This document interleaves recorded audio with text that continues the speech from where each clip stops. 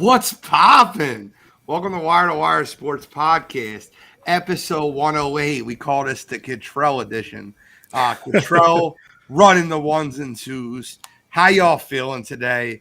To my upper left, we got a little different. Upper left, I got Kent State's own, Cleveland's own, running the ones and twos with the green screen. College Cottrell.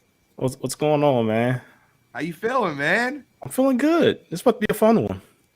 And my fellow Philadelphia fan, Uncle Shally, Scholastic Shally.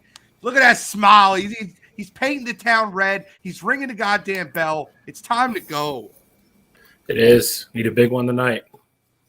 Yes, it will be. We win tonight. I'm telling you right now. Freddie.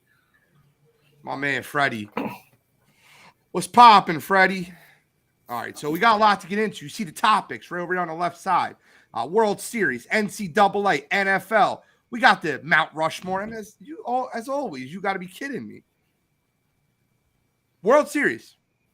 Last night, I got to give my man Godfrey credit. Let me start there. Let me give my man Godfrey a little credit. Matt Godfrey, last night, bet 5 players on the Philadelphia Phillies to hit a home run, and he hit 4 of them.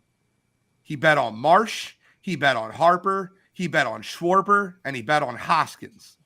Now, his 5th one, the one he missed was he didn't bet on Bohm. He bet on Real Muto, but he bet them all straight, no parlay. If he parlayed just those 4, my man is a rich man today. But, yo, listen, got to give him his credit, man. He put a $25 bet on Marsh to hit a home run. So how do you argue with that one? That's amazing. But I wonder what that payout is. It was plus 1,400. So it was 25 to win 350. But listen, we got a home run derby last night in the World Series Game 3. That Philly fans were rocking. Bryce Harper seen something immediately. McCullers was tipping them pitches. The knee was going higher on the breaking ball, and it was going a little bit tighter on the fastball.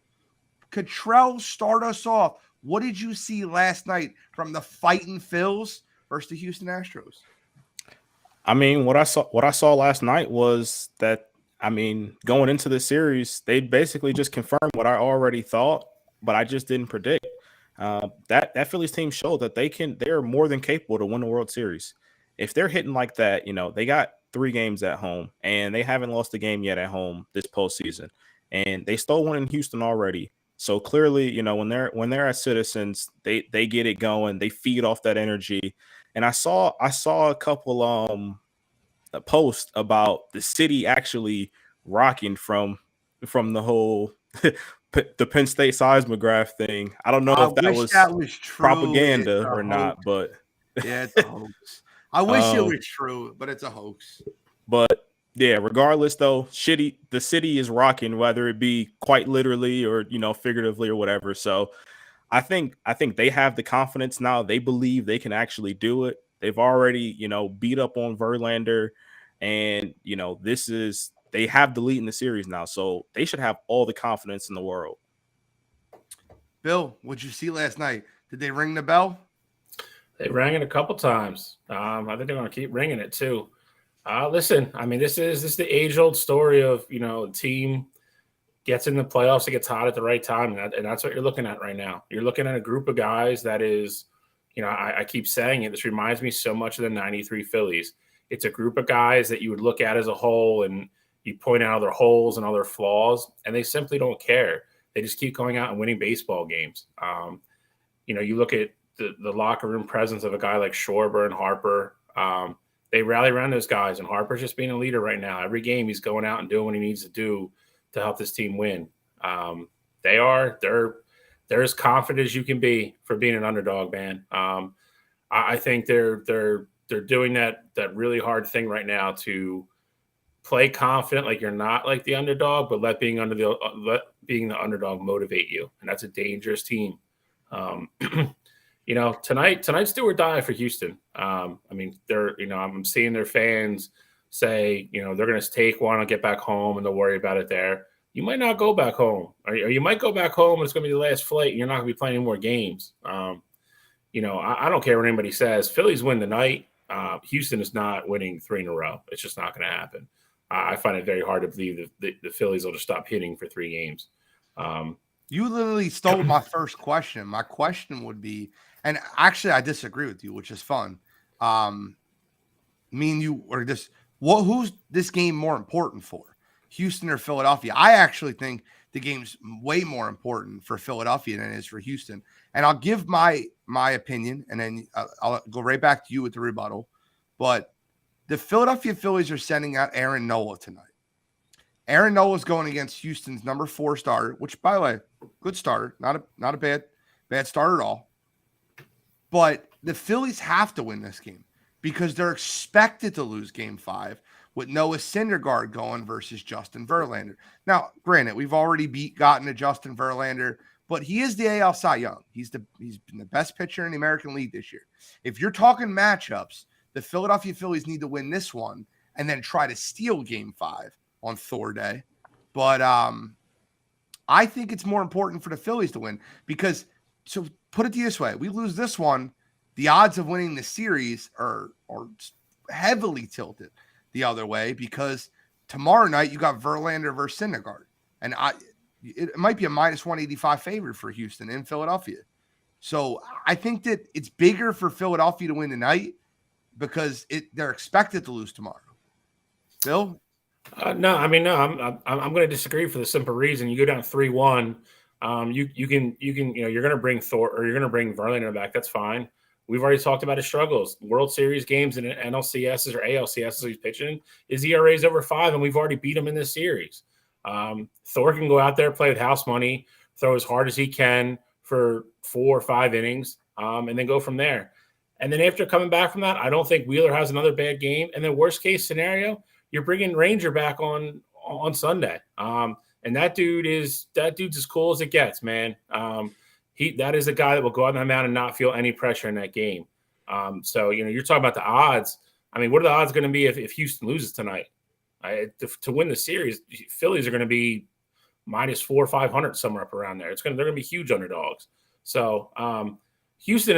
I'll tell you this: Houston doesn't want to go down 3-1 tonight and then know they have to win here tomorrow just to keep the series going and then fly home and win 2 more games. So, would I like to be up 3-1 versus 2-2? Yeah, it's a huge mental thing. It's a huge advantage for the Phillies to have that 3 in front of their names instead of 2-2. But I think this game is drastically more important for Houston than it is for the Phillies. Cottrell, what's your thoughts on that? I think it's more important for the Phillies to win this game. He thinks it's more important for Houston. And I understand his points. He makes good points. But Verlander versus Thor tomorrow, 2-2. Phillies go down 3-2, having to win 2 games at Houston. It's tough. That's tough business. Gene, for those exact reasons, I'm siding with you. When you have your ace who, and if you want to say Wheeler's your ace, I fully understand that. But you started Nola game 1 because you wanted him at the top of the rotation, and you thought that this was going to be the guy that you can lean on. So I think it's vital for the Phillies to win this game. I know, obviously, going down 2-2 isn't the end of the world in any scenario, but based on what you've already said, Gene, I'm not saying that you can't beat Verlander, but essentially you're throwing away, from the outsider's perspective, you're kind of throwing away tomorrow's game. It's absolutely a game that you can win, but you're throwing Verlander out there against your number four guy. It's kind of like one of those like penciled in losses. Like you absolutely can win it, but on paper, you're thinking most likely this is going to be a loss. I know you knocked Verlander around, but you can't always expect that to happen. So I think this game is vital because, you go up 3-1, and as tough as it is to win, against Verlander, not necessarily in the World Series, but throwing your number 4 up against Verlander, I'll take the Phillies to win 1 game of the next 3 as opposed to, beating Verlander or going to win 2 in Houston. That's exactly the way I feel. I want to shout out everybody in the chat. What's up, Coach Dante? What's happening, AC? Joseph Jeffers, Jeff Perrone, Audia, Timmy Todd. Appreciate you guys all checking in. Thank you so much. Hey, listen, there's Godfrey on the Birds Deep. Bring Justin on. Verlander's ERA in the World Series says it can happen again. I agree with you, Jeff, but I feel like tonight's so important. But let's get into predictions tonight. What happens tonight? How do you see tonight going? Cottrell, right back to you. Do you think the Phillies win tonight? Aaron Nola, he had 2 bad starts in a row in this postseason. What do you see? Do you see it changing tonight in Philadelphia? I do. I think Nola comes out and he's like, hey, everyone else is performing. It's my time to have that good game. I think he goes 7 strong innings. My problem I think he goes seven strong ones. Maybe 6 2/3. They pull him because of his pitch count, something like that. But I think he goes strong, only gives up 1, about to go into the 8th. And as great as the Phillies bullpen has been, I think, and then they're rested now too. I think tonight is one of those games where it'll be 1-1 or 2-2, and it's just going to be a battle of whose bullpen gives them more juice. I think we go to extras tonight. I really do. And I think Philly walks it off. 11th inning. That's a big. Shai, what you think for tonight? What are you thinking? I think the Phillies win as well. I think all the momentum's on their side. You mentioned those 2 previous starts being shaky. I think he's at home. I think Thompson was smart to keep him on his normal day. I think it was smart to put him in this game and not pitch him tomorrow. Because if they lose tonight, worst case they're 2-2. If they're 2-2 and you pitch him tomorrow and he has to pitch well, now they're down 3-2. I think it's the right move to pitch him tonight, keep him on his normal day rest, his normal routine. I think if they get 6 out of him, kind of like Cottrell said, I think if it's 6 innings, I'll 2 runs, 2-3 runs, then I'll take my chances. Our bullpen's ready to go. Everybody, all the good guys in the bullpen are ready to go. So Alvarado's fresh, Eflin, Robertson, Sir Anthony, they're all ready to go. So I'll take our chances. And if they walk it off tonight, man, then I'm telling you, it's as good as over. It'll be a nut house tomorrow if they're up 3-1 tonight and they have an opportunity of winning the World Series in Game 5. I think you'll hear that place louder than you did in Game 3. And it'll be an absolute loony bin down there. And they already announced they're wearing the baby blues tomorrow, so that'll be that place will be as loud as you've ever heard it tomorrow if they're up 3-1. The one thing I wanted to comment on the tweets from the game, people were actually getting nervous in the 300-400 level because the place was shaking. They thought that it was going to collapse. Engineers offered to take their tickets in games 4 and 5 to check them to make sure it's fine. But it's funny because it's supposed to shake, right? Yes, correct. They're designed to shake. But it is insanity. I had that happen to me in the Eagles game. I was up there and yes, it's a 2-3-2, Joseph. But I had that happen in an Eagles game where the Eagles stadium was shaking. I was nervous. I'm not gonna lie to you, but I can't imagine what it was like in the bank last night when Harper hit that home run and the guy that got the video from the outfield and the ball landed like right where he was at. That angle was just everything, man. I was super happy watching it. I love what the crowd's bringing to the table. Everybody's mentioned it, that the crowd has been such a huge difference. I think the Phillies win this one. I think it's super close. I have it 3-2. I think it's going to be low scoring. I think the Phillies will struggle to score runs tonight. I think the Astros will struggle against Nola. I think Nola will give you 6. You'll see Eflin, Alvarado, and Dominguez as your 7, 8, 9. And whatever that means, I think the Phillies win this one 3-2.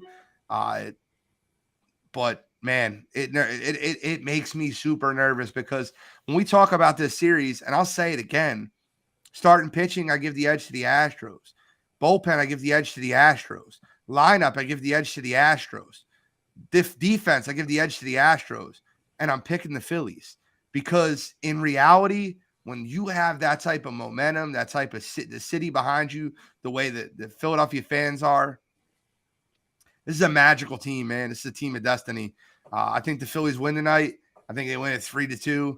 I don't know if they could pull out Game 5, but let me see how tonight goes. I can't predict anymore. I said Phillies in 6. I thought Wheeler would knock it down in 6, but man, I cannot tell you how nervous I am. I feel like playoff baseball. They say playoff baseball and playoff hockey are less about enjoying and more about surviving the game, because when you're watching the game, it's almost like you're surviving the game. Like, like even just like 2 outs, nobody on. The Astros got 2 hits last night, and I was just like, like nervous watching the whole time. So yeah, it's a good point. They're very similar. Every pitch matters. I mean, hockey's the same way. You watch your team in an overtime game in hockey. Every time the puck goes near the net and it hits 4 people and you can't see it, it's like you have a mini heart attack every time. Yeah. Crowd goes nuts. Like, puck slides by the post by like 2 inches. It's just it will drive your anxiety through the roof. And baseball is much the same. Whew. Well, I'm nervous, and I hope the Phillies pull tonight out. But I guess we'll have to tune in. That's why our show is early tonight, 6 to 8, so you guys can catch pitch 1 of Game 4 of the World Series. I'm about to say the NLCS. What's the matter with me? But I'm still not believing that we're here. Any other final comments on the World Series, boys? No, man, I think it's gonna be fun tonight. I mean, if they win tonight, then tomorrow night gets real interesting.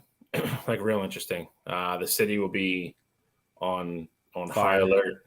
Yeah, I mean, it might be on fire too. I mean, they won't. Everyone says that, man. We celebrate hard, but we're not setting the city on fire. That's not what we do. I mean, well, you do know where that came from, though, right? Because like in the past, we have like back in the 80s, like we did. I understand that. But there's things lit on fire. And in 2008, listen, you can say what you want, but the crime has never been lower in Philadelphia during the last few weeks. I don't think that's any coincidence with the Eagles and the Eagles beating the Cowboys and the Phillies winning. Yeah. And listen, grease the light poles. I'm with it. Make sure they can't climb. They'll still find a way to climb up them. I don't care. They don't care. Yeah, somebody still got up last week. But I'm excited, man. I'm excited. Just Me too. Just get ready to go to Frankfurt at Cotman. I will drive up there. I will be driving up there. That's my old wrecking crew. That's where I live. I would like to see him win at Samarge because then, I mean, I would assume the parade's on Monday then. So that would be fun. Okay, so let's move on to NCAA. We got a little college football action. We talk about the playoff first. Bill, I know you want to introduce the playoffs. You've been posting your rankings, the Shouty's hot rankings. The hot 8, baby. What? The hot 8. The hot 8. I had the same reaction you did on number 10, and then Bro, I'll tell you, it's ugh. Well, I'll tell you the biggest thing that annoyed me, and this is the rankings right here. Good job. I know it looks phenomenal, but number 10 pissed me off. I think that 6 and 7 could be swapped. We'll talk about that. But the biggest issue I have is, and listen, I love the Vols. The Vols have played great this year. They've played the hardest schedule, and good for them for being number 1. I know you'll have that all figured out by the end of the week, but it would not have changed if the Vols were 3 and Georgia was 1 based off what happens this week. Like the 1 and 3 didn't matter because they're playing this week. I just think it's somewhat disrespectful to have Ohio State ahead of Georgia when Georgia's the defending national champion and they have the best win out of anybody's resume. They beat number 8 Oregon 49-3. Now, yes, they had a slip up where they played a close game versus Missouri. They played a close. It wasn't close. They just walked through Kent State. But at the end of the day, I understand penalizing Georgia and having them 2 and making it 1 versus 2. But it's almost embarrassing to have them below Ohio State when Ohio State's best win is Notre Dame, Penn State, number 15, Penn State. I don't know. I think that, and it wasn't convincing over Penn State. It was a close game the whole way through.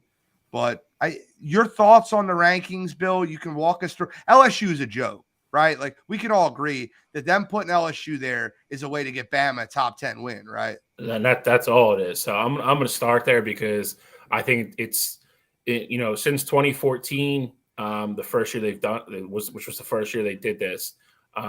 This is the craziest thing they've ever done. And I'm going to get into like notoriety and branding and all that kind of stuff, which you already hit on a little bit, which I liked. I understand your argument. I look at it this way. I think Tennessee clearly has the best resume. I watched the show when we got home last night after our game, and the commissioner guy said one thing that was very interesting to me. He said, we're nothing from the past or last year or anything like that was brought into it. I know you mentioned Georgia was the defending national champions. I just thought it was very interesting that he brought that up on his own to kind of justify them being there at 3. Their best win is that Oregon game. I mean, for lack of a better terms, it was a home game. They destroyed Oregon.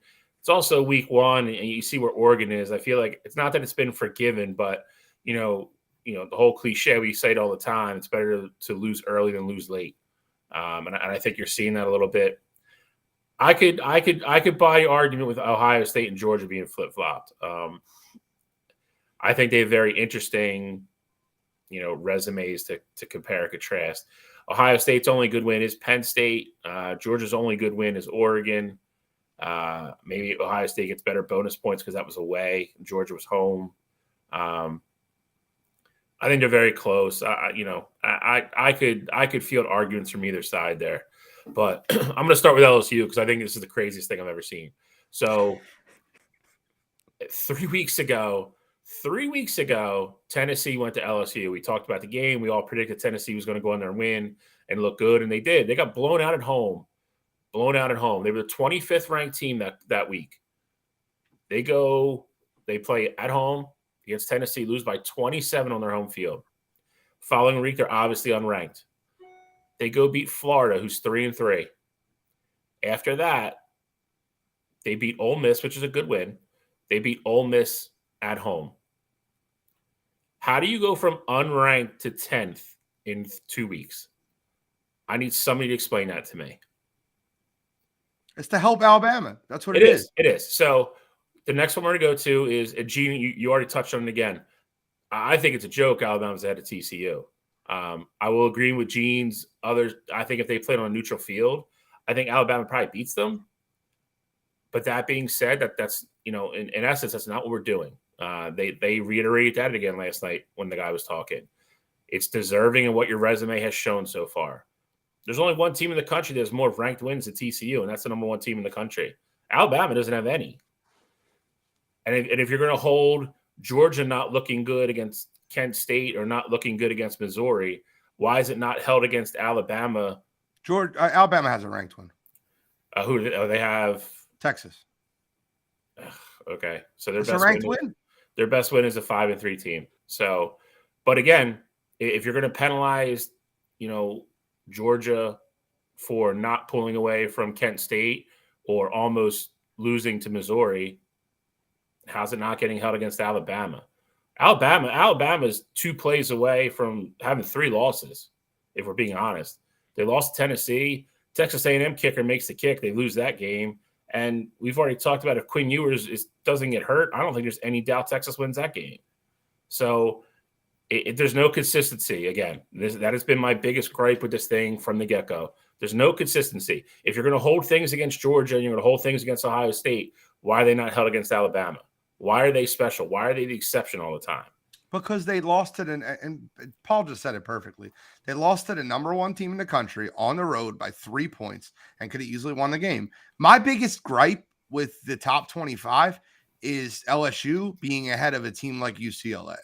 I don't think that's right. I think UCLA's lost 1 game this year. It's at Oregon, who's your number 8, and that's the only game they've lost. LSU's lost 2 games, and one of them was at home. They got beat by 490 by Tennessee, and the other one, both of them were at home. Florida State beat them opening week at home.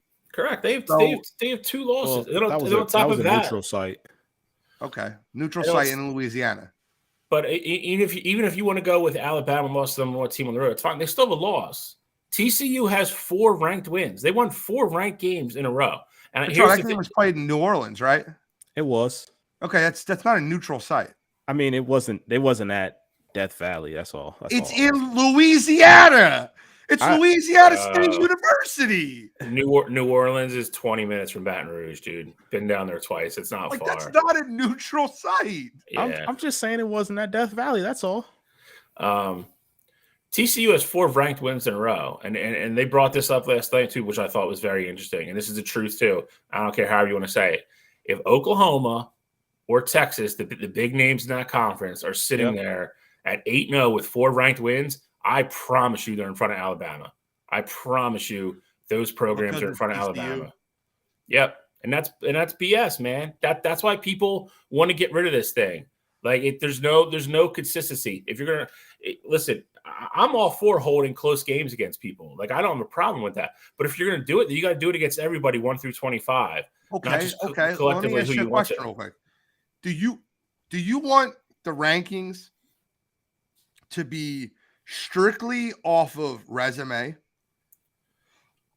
strictly off of power rankings, or a mixture of both? Like, what would in your eyes, like, this, does quality of win mean more than strength of schedule? Does how much they win by matter? Like, what in your eyes is your criteria, Bill? Because I think anybody that's watching the show, or anybody that, if Alabama played TCU on a neutral field, Alabama beats them by 30. No, 14. Okay, that's But fine. that's but not if you- what this is, though. It's not what this is, and that's what I mean. This isn't pick your, like, pick who you want to win on a neutral field. Like, you're responsible for your wins and your losses. You can't hold Alabama only losing by 3 at Tennessee and then still having a loss and other close games, which they already penalized other teams for, and not do it to Alabama. This isn't like TCU has 1 good win, dude. They have 4 ranked wins in a row. They have 4. There's only one other team in the country that's 4. And if you look at strength of record and strength of schedule, TCU is above Alabama. Like, Alabama's going to have room to do it at the end here, and they still have Ole Miss, but the Texas A&M win's not impressive It's at just hard all. for you to sell me that your only loss is at the number 1 team in the How country. many losses does 3 TCU wins. have? Okay, I'll say it like this. So that's all I need to tell you. And it's not even, for me at least, it's not even just TCU versus Alabama.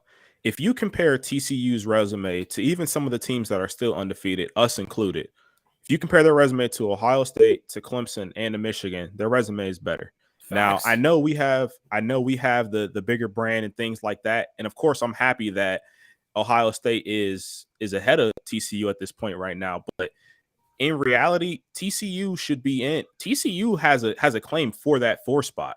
The way that their schedule is, they really have a claim at the 3 spot. If you would have had a ranking where it was Tennessee, Georgia, and then TCU, as much as I wouldn't agree with it, I'd understand it because strength of schedule is supposed to matter.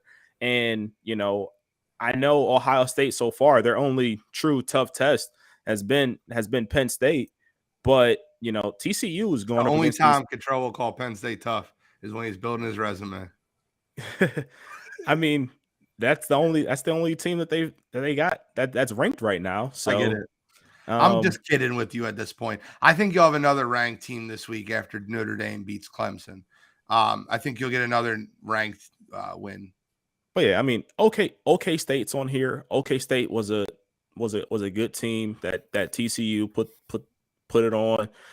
And then the one that's not 3-point game in overtime. The OKC, it's OK the win. State dominated. Double OT win. Hey, they put it on them for their resume. They put it on them. And the one that's really getting overlooked right now is Kansas because their starting quarterback went down and now they're unranked. But we can't just forget that Kansas was a really good team before their starting quarterback got hurt.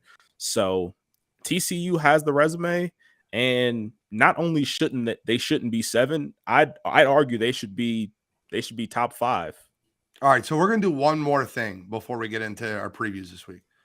I want you to make one change. That's it. And if you make a change, the next person can't make a change. We only get 3 changes to this top 25. 1, that's it.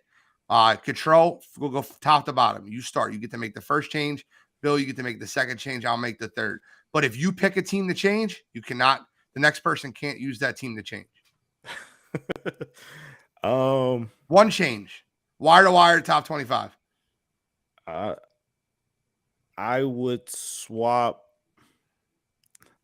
I'd swap Michigan and Clemson. So you're swapping 5-4. Yep. So I can't use either one of those teams now. Correct.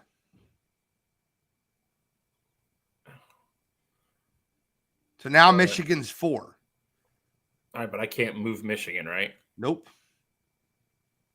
All right, well then, I mean, it's not what I was expecting him to do. Neither was I. I mean, I'm just gonna flip flop.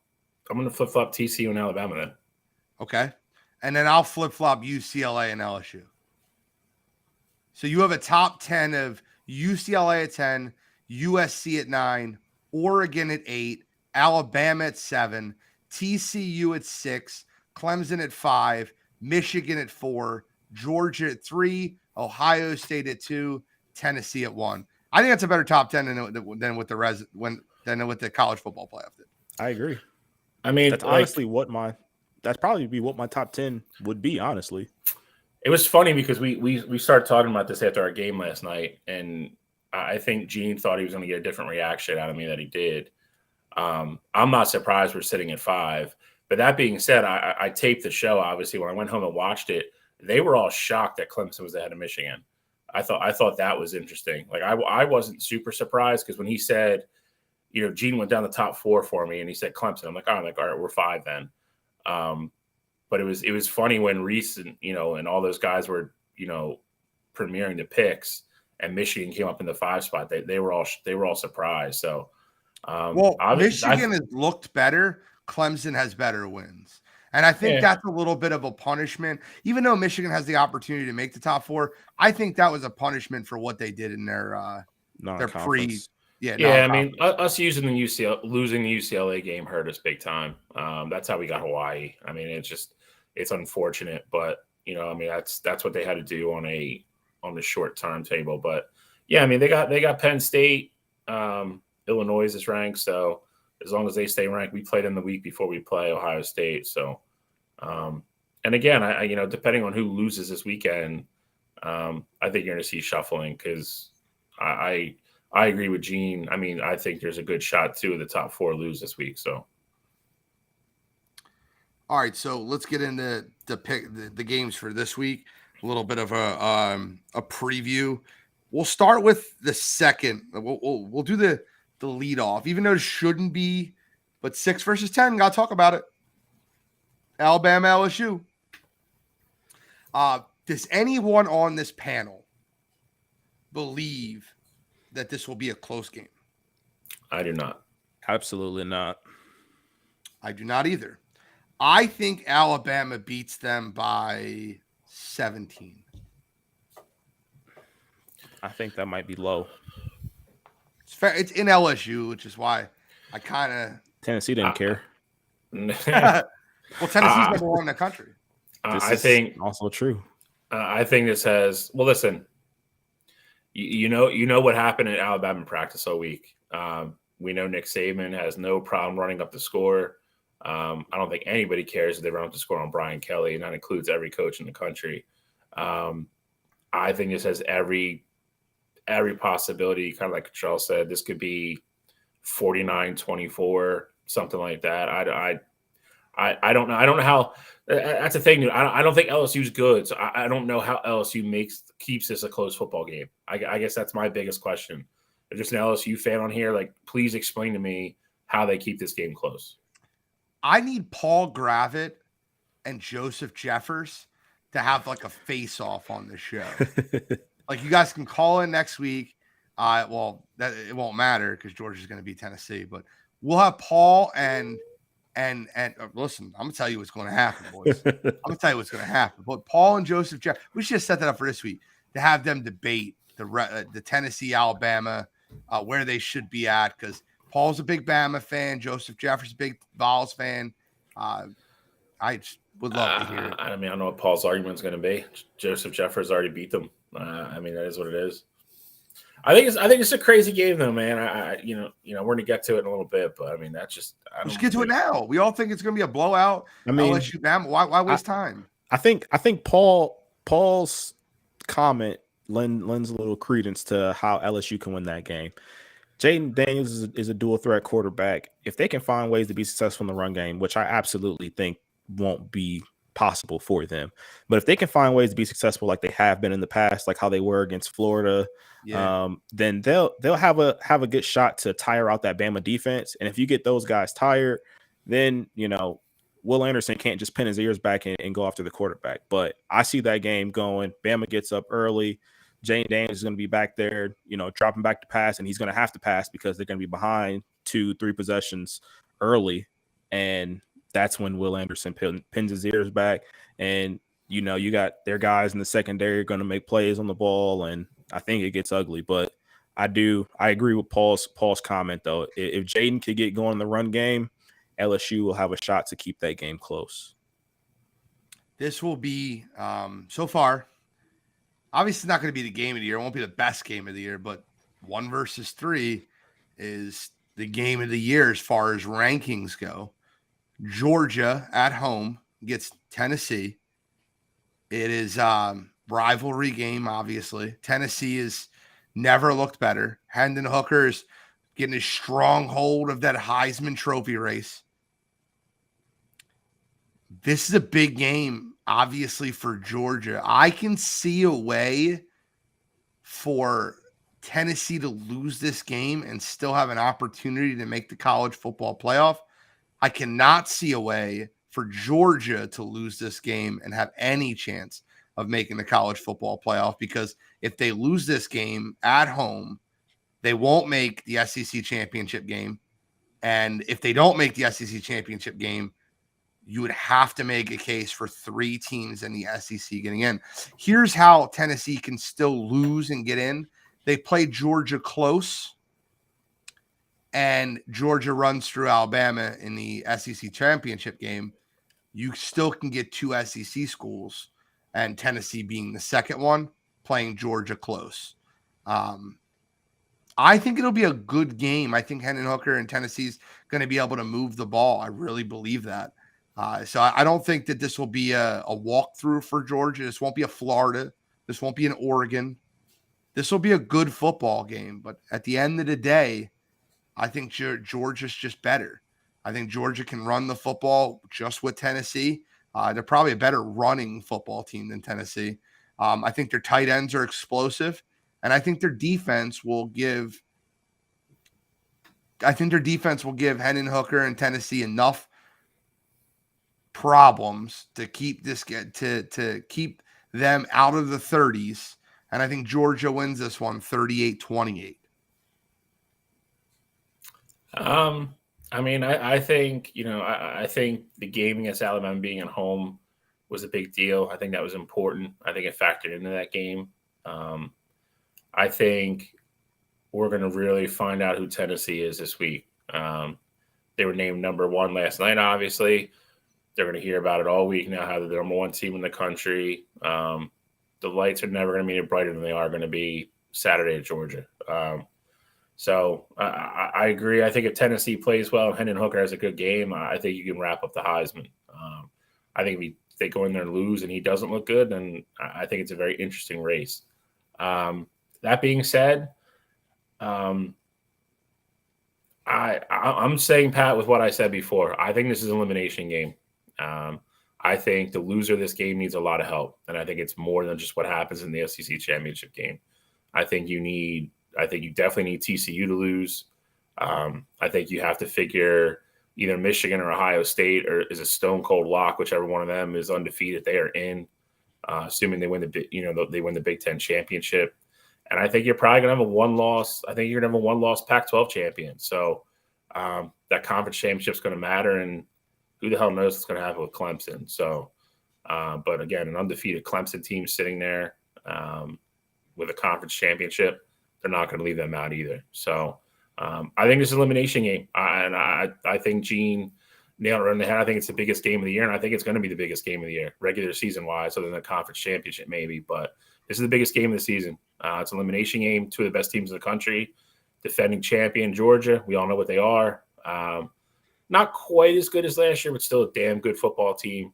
And you have Tennessee. I think the team that everybody's rooting for, if I'm being honest, they've kind of come back from the dead. Josh Heupel's got the team playing well. Hendon Hooker's a stud. I think Tennessee goes into Georgia. I think Tennessee gets it done. I won't be surprised if they win outright. I definitely think they cover the 8.5.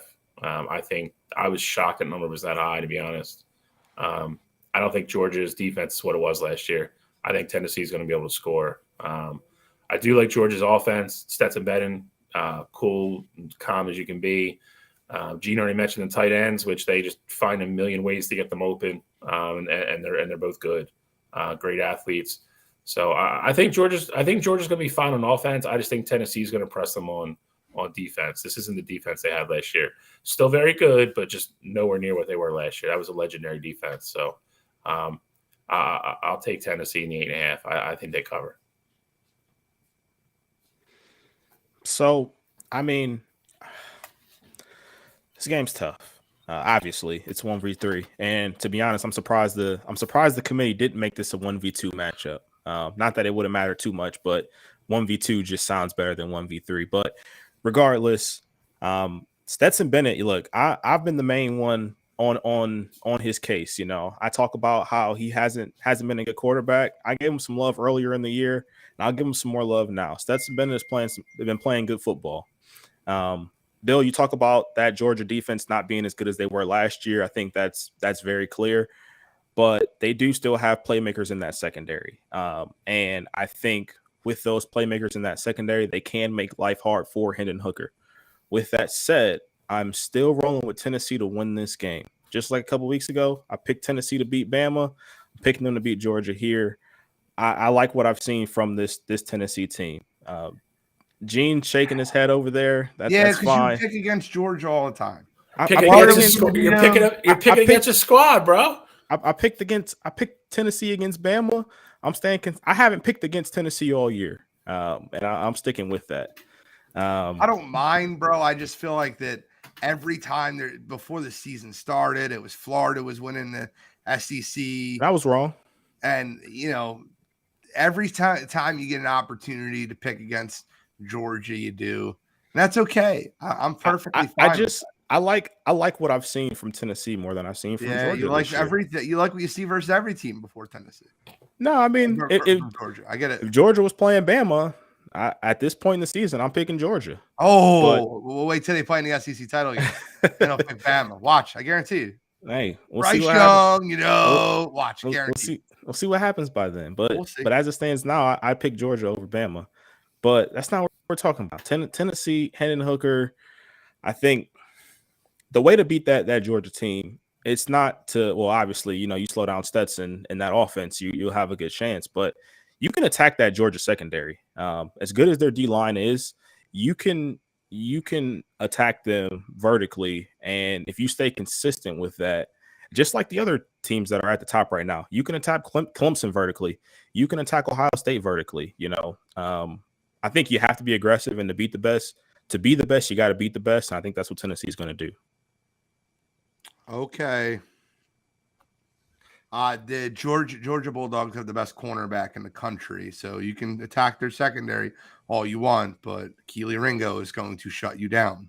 Florida got some plays off on Keely last week, so it was all AR running, creating extra time. Wasn't on. He was immobile last week. He hurt his ankle like the second play of the game. Yeah, his knee. He did. I mean, he's not lying. I mean, that's what happened. All right, so I got one final question, and I know Bill's answer already. I just want to hear Kittrell's. And I think I know Kittrell's already because he said it last week, but I'm going to ask it again. And for the listeners, I'd love to hear your comments. Do you think a one-loss Oregon, a one-loss USC, a one-loss Utah has 2 losses already? Yes. Utah has 2. Okay. You think a one-loss Pac-12 champion gets in over a one-loss SEC non-champion a la Tennessee if Tennessee loses this game and it's a close game? I know your picks. I know I vehemently disagree. I think they'll constantly go back to week 1. The fact that Georgia beat Oregon, especially if it's Oregon, Hey, listen, we've seen this before. Oregon went into Georgia, lost 49-3. Tennessee went into Georgia, lost by 3 points.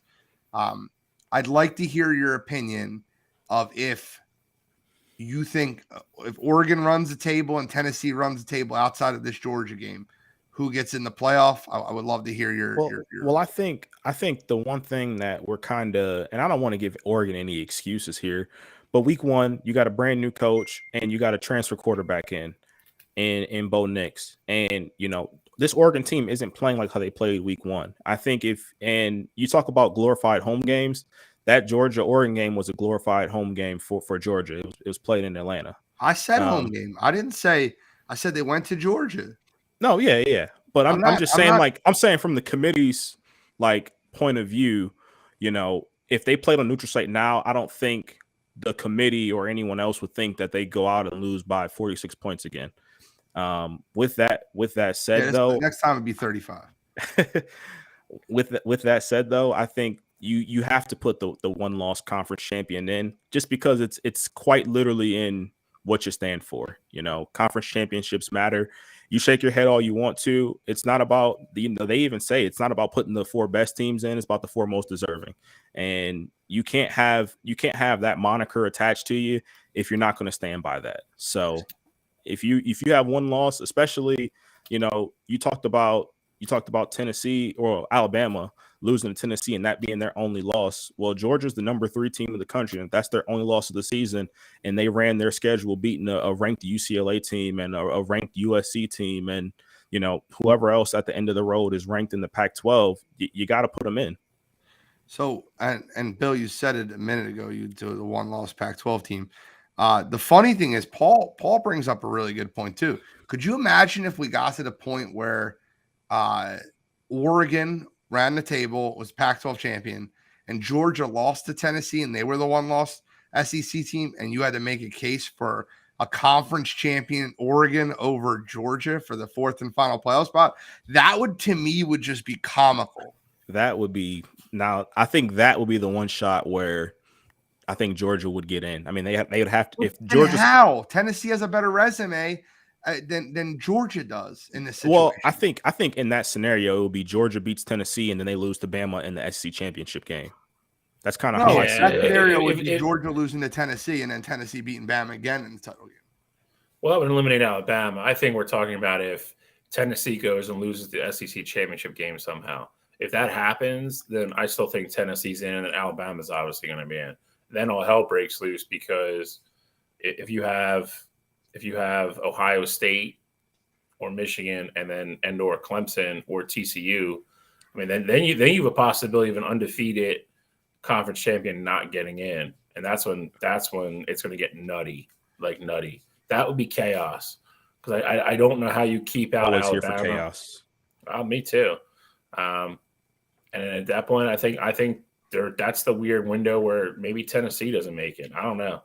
That is the absolute scenario that the committee is hoping doesn't happen. Yeah. I just think that it would be very interesting if Tennessee's only loss was a 3-point loss at Georgia, and you're going to make a case for Oregon to be in over them. I don't agree with it. I won't agree with it. I don't agree with it, but I get it. You guys have an opinion. I mean, conference championships matter. It doesn't necessarily have to be Oregon either, because I think if USC is in that same boat where they got a 1-point loss to Utah, and that was a tight game where they scored. In a game they were never trailing in. Yeah, exactly. In Utah. If that's their only loss and they go on to win the Pac-12 championship, I don't know how much you can hold that against them.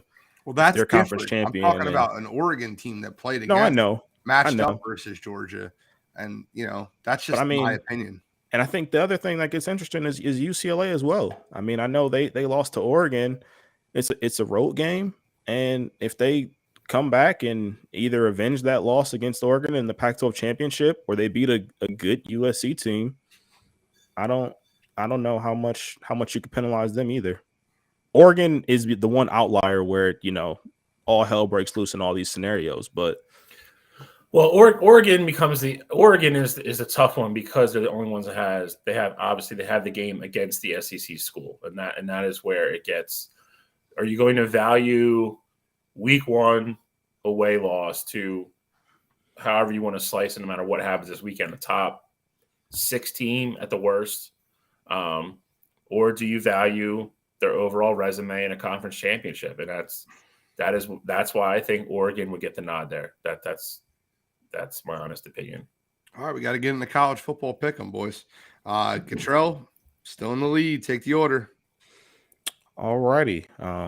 Gene, you can go first. Bill second. And I'll go third. All right. So for my first pick this week, I love doing this. It's just so easy to do, and I do it all the time. Give me whoever's playing Vanderbilt. Oh, that's South Carolina. I'll take South Carolina -7 over Vanderbilt at Vandy. I think Spencer Rattler or whoever's going to play quarterback for South Carolina this week beats Vandy. I think Vandy should just go back to the Division II. My second game, it's in Utah. Arizona stinks. 17.5, it's not enough. Utah wins this game by 30. Give me the Utah Utes -17.5 over Arizona. And then my third game this week, I went with them.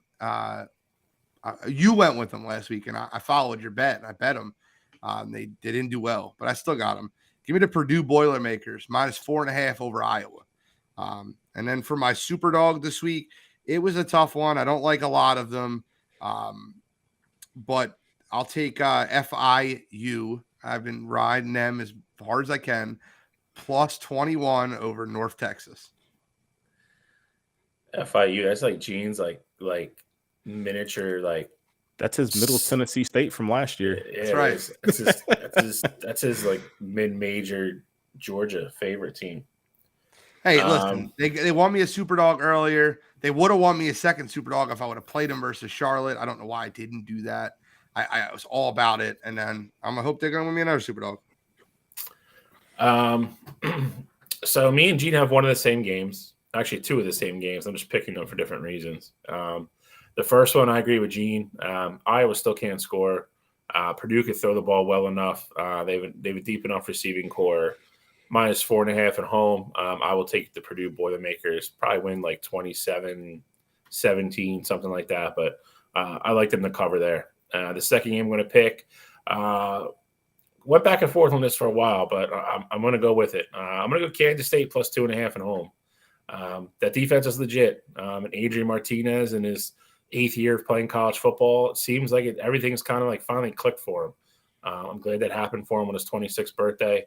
They're coming off a huge blowout of Oklahoma State last week, which is the game I think that, just kind of shocked everyone. Just literally just took him to the woodshed and beat the crap out of him. Oklahoma State was never in that game.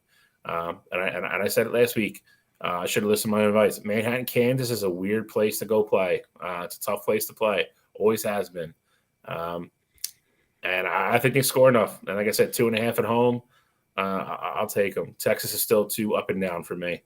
In the last game we already talked about, I'm taking Tennessee +8.5 at Georgia.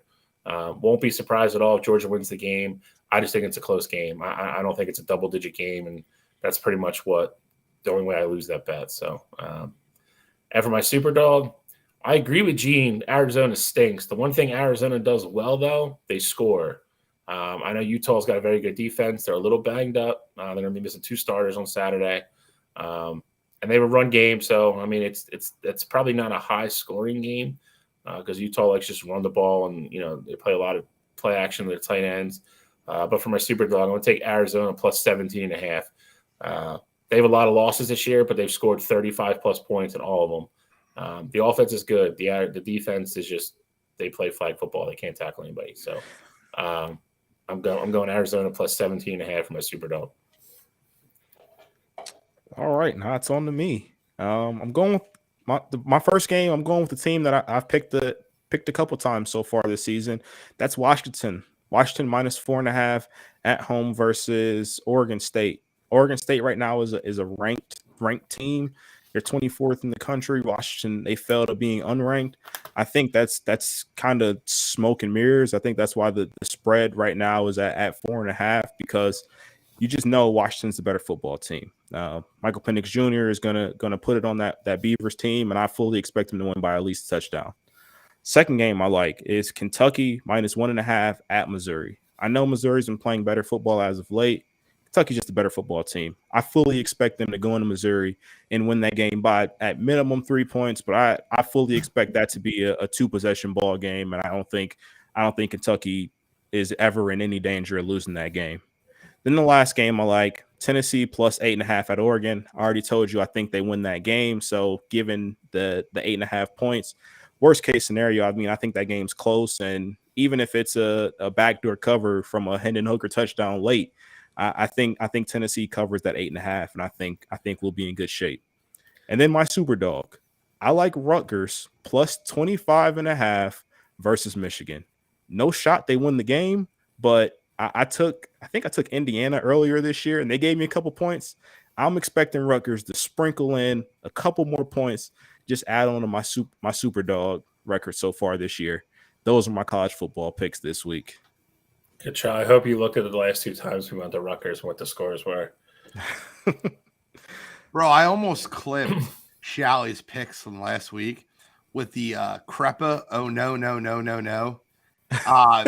I'm dead serious, bro. If I had posted those picks, they might have went viral because he had Oklahoma State. He's like, Oklahoma State's just better than Kansas State, like 41-0. Listen, you're still picking better than me in college football. Nobody picked that game at 41-0. That's all I'm saying. No one did. It just was funny because, like, if you played it and then put the scores right below it, it would have been. Yeah. But hey, look at this jackass. Yo, Booking with Trent has made a whole career off of picking the wrong game. See the guy that's wrong all the time? Yes. Everybody just fades him. Nice. He's got the Phillies tonight, though. He's picked the Astros every game this series. He's got the Phillies tonight, so I'm like, oh. It was what was I gonna what I think it's the crazy thing was I almost picked the same game Cottrell did, the Washington Oregon State game. I feel like everybody's giving Oregon State love because they played USC tough, and they really haven't done anything since then. And now it's like, now we'll rank them. I don't know. I don't get it. All right, fellas, let's get to the NFL. We had the trade deadline. It just happened. I kind of want to vent a little bit about this trade deadline. Uh-oh. And it's not about the Eagles. I'm super happy what the Eagles did. No problems there. I think a couple things should have happened. One of them being Cam Akers should have got moved from the Los Angeles Rams. They sent him home. You get rid of him for nothing at this point. Whatever you have to do, you're not letting him play with the team, and you kept him on the roster. It made no sense to me. But the biggest issue I have, and it will continue to be, and I listed my top 5 worst owners in the NFL today on Facebook, and McCluskey family, McCaskey family in Chicago will still stay up there for me because it is embarrassing what the Chicago Bears are doing with their organization. They're 3-5. Last week they played at Dallas, and Justin Fields balled out of control. And David Montgomery dropped the ball. Micah Parsons ran in for a touchdown. They played great, right? We're going to just trade all our defensive weapons. Robert Quinn gone. Then they trade a top 5 linebacker in the NFL, Roquan Smith, to the Baltimore Ravens. And if you want to sell me that you're trying to just stockpile draft picks and build for the future, that's fine. I don't like it. I don't agree with it. I don't think it's right. But then you turn around and give your 2nd round draft pick to the Pittsburgh Steelers for Chase Claypool. Like, what are we doing? Chase Claypool had a good rookie year, and then in the words of Coach Dante, has been like finding Nemo. Can't find him anywhere because he's constantly hiding. Chase Claypool is a guy that super talented player, doesn't try hard. I can't. He thinks way too much of himself, and the Bears give a 2nd round draft pick for him. My vent will end right here. You drafted Justin Fields at 11 overall. You have the 32nd ranked receiving core. the 30th ranked offensive line, and you hired a defensive coordinator as your head coach. Tell me you don't want your quarterback to succeed without telling me you don't want your quarterback to succeed. I can't wait. I'm going to get t-shirts, free Justin Fields. Now, I can't wait till next year when the Bears spend their first round draft pick on Bryce Young or CJ Stroud or Will Levis. Will Levis would be perfect. Go send Will Levis there. And Justin Fields gets freed and goes to an organization and eventually wins MVP and then looks at the Bears and goes, this organization traded multiple picks to move up one spot to draft Mitch Trubisky over Deshaun Watson, Patrick Mahomes. They traded for Nick Foles' contract and then didn't play him. They traded for Andy Dalton. They're still paying him. That organization absolutely stinks. And it made me sick to watch what they did. And you should have paid Roquan. Roquan didn't want to be there. Roquan Smith wanted out. Blah, blah, blah. That's what Godfrey's saying on the Birds Deep line. No, Roquan Smith wanted out because they refused to pay him. They have over $100 million in cap space next year. Organizations is awful. So that's first. I agree wholeheartedly, honestly. Yeah. The free Justin Fields shirts, if you get those made, I'm an extra large. Just send one to Columbus. I'd appreciate it. But the Chase Claypool move is the one that puzzled me the most. You give a second round pick for what the Steelers number 2 receiver. Nuke went for a number 2 a few years back. So what are you doing? If you were going to give a number 2, you should have called Houston and said, hey, let me get Brandon Cooks. At least you would get an established, good receiver. But you go get Claypool. Nuke going for 2 was a horrible trade, though. It was. Don't get me wrong. But shit, so is Claypool going for 2. I mean, I get it. That's so the opposite direction horrible. I honestly, in my heart, agree with everything Gene said. I think the Roquan thing is a little difficult because he was on a tag this year. I don't think they're going to re-sign him. But at the same time, I mean, you're in his second year now. How long is this rebuild going to take? You wanted to get this kid because you believe in him. At what point are you going to put a team around him? The line's playing a little bit better than I think we all thought it was going to. It's still not good, though. Chase Claypool for a second-round pick is just blasphemous, though. I feel like you could have got the same talent from somebody else for a 4th or a 5th. I don't agree with trading a 2 for Claypool. You hit it right on the head. I think he's all the talent, the physical gifts in the world. He doesn't try hard, and quite frankly, half the time he looks disinterested in playing. Looks like he doesn't give a shit. So it's I don't know. I feel bad for him, man. I mean, I think it's the guy we all across the board were high on, and we want to see what he can honestly truly be with a real offense around him.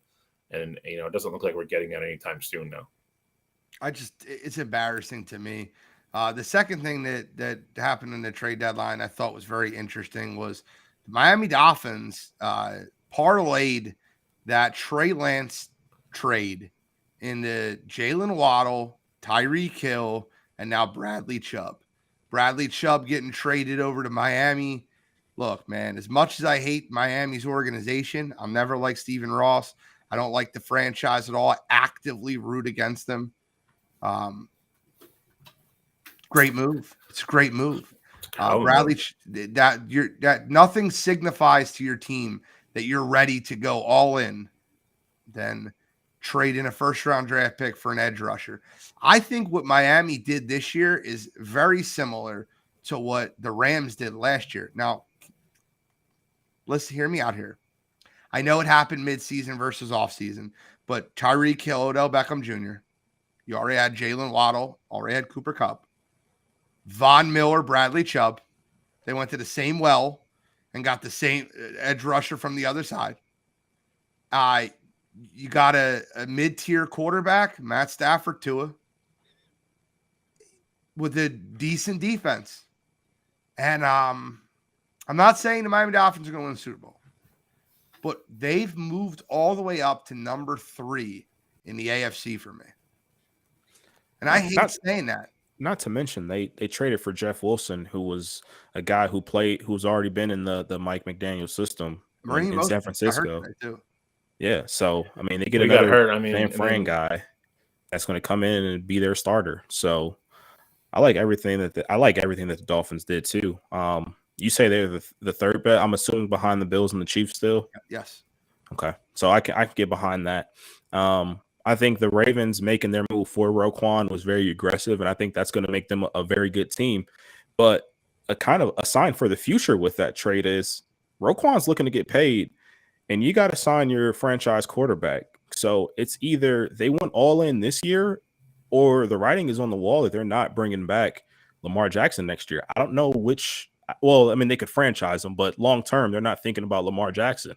I don't know which way they're leaning with that, but I thought that trade was very interesting when you got a linebacker who's asking for, $18 to $20 million a year, and you still got to give your quarterback $250 million or more. So, but I think that makes Baltimore a very scary team, though. It's funny Hackney just posted that up there. That has kind of gained a lot of steam the last couple of weeks. I don't think it happens, but it's just interesting you put it there. That's the big thing with me. Roquan going to Baltimore is a huge get, but I don't think there's any way. I don't think Lamar is going to re-sign this year because I don't think they're going to pay him.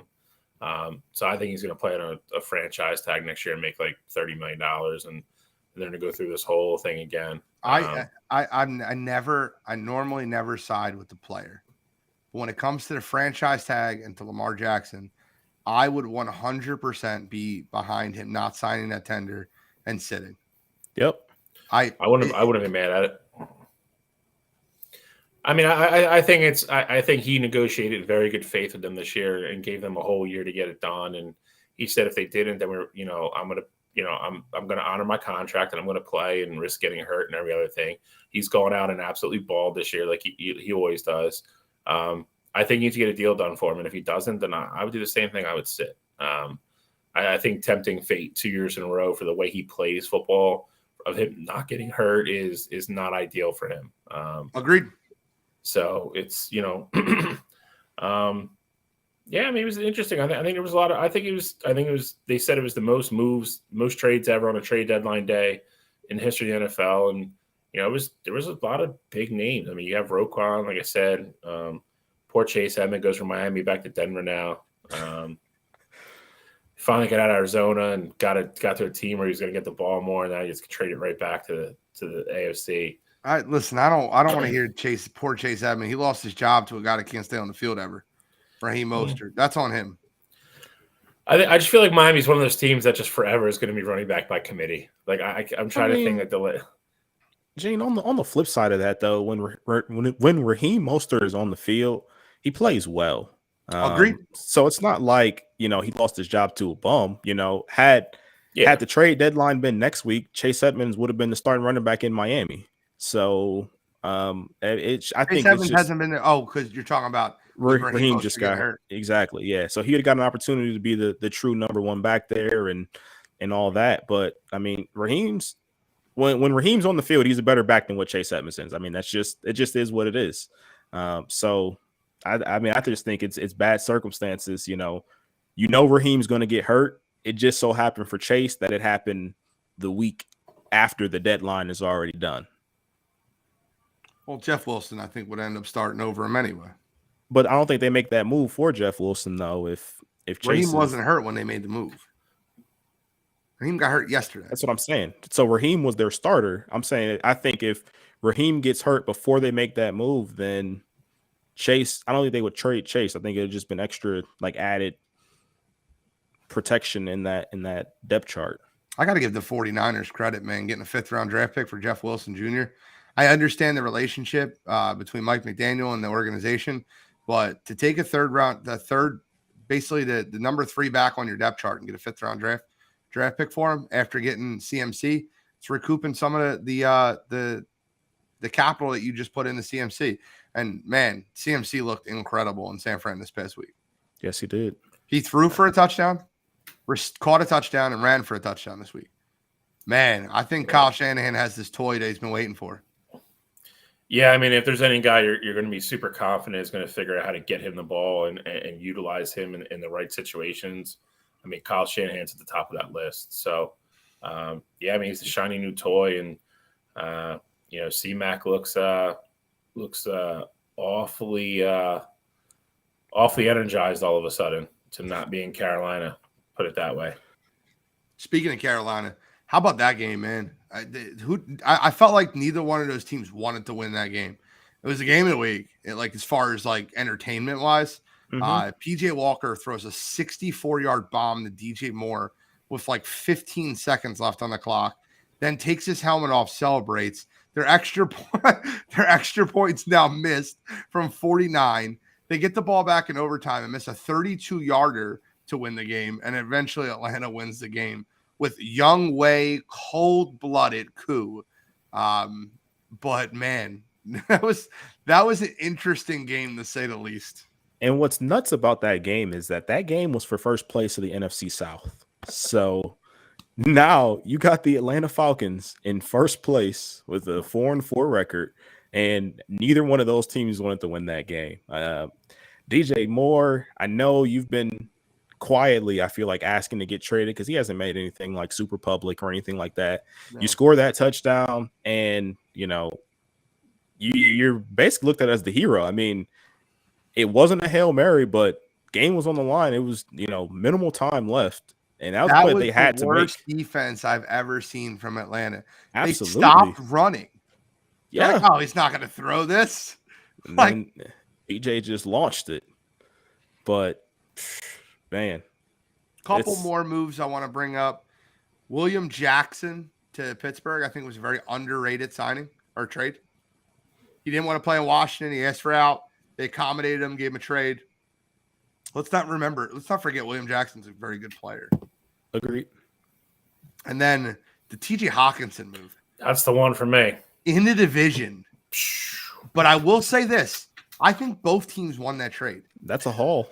They got a haul back, so I don't fault Detroit for doing it. I just think it's if you were to look at that on that offense, as good as they are, they have a pretty good line. We all know what Kirk Cousins is, but then you have Thielen and obviously Jefferson on the outside, Madison and Cook. The one thing they really didn't have was a good tight end, and like you said, within the division, you just give them a top 5 tight end. Just wild to me. But I mean, they did. They got a lot of stuff back for them. It'll help them build and get better in the next couple of years. But that'd be like us trading when we traded Ertz to trade him to Dallas. It was nuts to me. I think. Listen, Gene's brought it up on the show before. Minnesota's got 1 loss, and it's the only undefeated team in the NFL. And now you just gave him TJ Hawkinson. So I mean, it's that offense is going to be better. And then last but not least, a very under the radar move that I think has great implications for the future. A suspended player by the name of Calvin Ridley got traded to the Jacksonville Jaguars for peanuts. Did you see Did you see there's stipulations on that?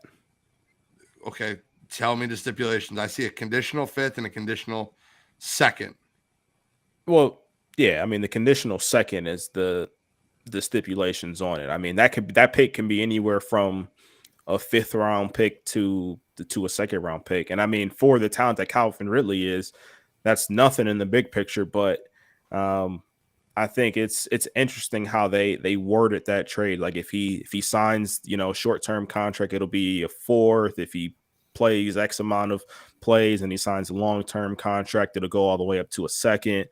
I think it's very interesting how they structured that deal. But I think for Atlanta, I think it's smart to, if you're able to get that kind of compensation, where I assume the Jags they're going to want to pay Calvin Ridley. You're going to want that kind of talent to pair up with Trevor Lawrence. But they basically get a free ride to see if there's chemistry with the quarterback. Absolutely. So I think it's a great trade on both ends, because I think if Atlanta waited, that haul back could have been a lot lower, especially if Calvin Ridley comes back and he's a little rusty or whatever. I think that haul could have been a lot lower. So I think that was a smart move on both sides. The whole thing's nuts. I mean, I think that the other thing we have to remember is too, Calvin Ridley has played football in 2 years. I don't think he's not a good athlete or something all of a sudden, but I mean, who the hell knows where his head's at? I mean, he, for lack of a better term, walked away from football to deal with mental issues. We still don't know what they were. And then he got suspended this year for gambling. So I don't want to get into that because I get myself in trouble, but these are mental issues, right? Yeah, I don't want to play football for a losing team. I'm not saying you're not wrong. I just think we don't know. I mean, he's literally disappeared off the face of the earth. He tweets once a month to let everybody know he's alive, and then he just disappears again. So we know he was in one of those states where it's legal to bet. So he's in America somewhere. Can't bet on your own team. Can't bet on the league that you're playing. Yeah, you can't do that at all. All right, well, let's there's not many huge games this week. Not many big ones. Every big game this week is like a 13-point spread. Chiefs and the Titans play, the Bills and the Jets play. I don't have too much to preview on games that are 13 and 12-point spreads, respectively. But that's your 6-2 versus 6-2, your 5-3 versus 6-1 games this week. What I'm more interested in is just a shot out of a cannon. Give me your top 4 power rankings for the NFL. Your top 4 teams in the NFL. I'll start to give you guys time to kind of think. I think I'm ready. I got Buffalo 1, Philadelphia 2, Kansas City 3, and the Miami Dolphins 4. I knew you were going to do that. I hate the Dolphins too, bro. Hate them. But listen, I picked them to make the playoffs. I mean, I thought that's what they were. I just don't know if they're a top 4 team. I'll go Buffalo 1. My top 3 are the same. It should matter who I'm going to put 4th. I'm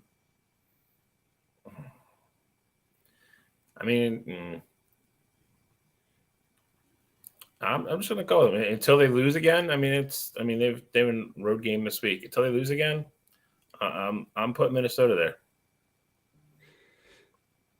Funny enough, I'm doing the exact same thing, Shelly. I like Buffalo 1, Eagles 2, Chiefs at 3, and then 4 I would have the Minnesota Vikings. I know you just said top 4, but those 2 teams that we just talked about, I kind of want to see how they are with their new pieces, the Dolphins and the Ravens. The Ravens have quietly been on a little win streak.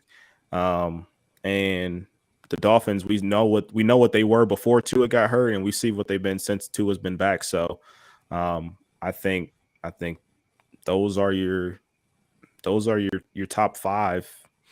But the order, I mean, and you could easily, I mean, if you guys had Philadelphia at 1, I wouldn't have been surprised. I'm realistic. I think Philadelphia's played great. They've won their games that they needed to win. They're played a schedule that's in front of them. But I don't think there's a team that looks better than Buffalo right now. I really don't. But that's just my opinion. Everybody's got them.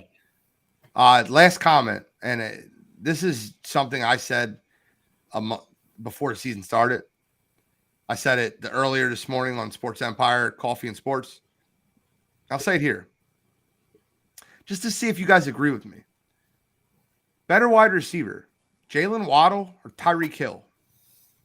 I already know where you're going, and I agree with you at the beginning of the year. I'll take Waddle all day.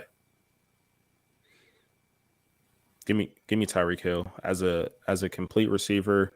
I think Jalen Waddle, you might say Jalen Waddle is like more talented at the receiver position, but you put the ball in Tyreek Hill's hands, and it's a threat for 6 every time. My only concern coming into this argument would be speed as a complete receiver. I don't think that's an argument. No. That's what I'm saying. Waddle. That's what I was saying. Waddle's the better receiver as like a complete receiver. Okay. But my worry was would Tua be able to get Tyreek Hill the ball on the deep passes? Would they have like that chemistry? Would he still be getting the looks underneath stuff? And so far, the answer has been yes to all of those. And I know Jalen Waddle's been getting his touches too, but I can't Tyreek Hill is imagine how still good that team would be if they had a quarterback that could throw the ball more than 25 yards a year. Because he's underthrown Tyreek Hill on him numerous deep balls, and he's gotten bailed out. I was gonna say he has, but Tyreek is just being that player that he is, still getting them. And, well, I mean, the Baltimore has a little bit more of a cannon behind it. I'm not saying it's got to be Pat Mahomes. You get Pat Mahomes, right. That team, it's scary.